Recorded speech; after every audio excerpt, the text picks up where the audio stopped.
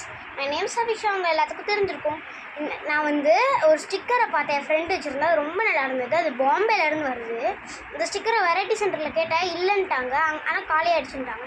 சரி, அன்றைக்கி வந்து நான் சந்தோஷ் போனேன், நேற்று தான் சந்தோஷ் போகும்போது அங்கே வந்து ஸ்டிக்கரை கேட்டேன், அங்கே இருக்குன்னாங்க. அந்த ஸ்டிக்கரை பார்த்தேன், என் ஃப்ரெண்டு வாங்கியிருந்த மாதிரி தான் இருந்தது. அதை நான் உங்களுக்கு காட்டுறேன். ஏன்னா இவ்வளோ சின்னதாக இருக்குன்னு தானே பார்க்குறீங்க. நான் உங்களுக்கு ஒரு மேஜிக் காட்டுறேன்.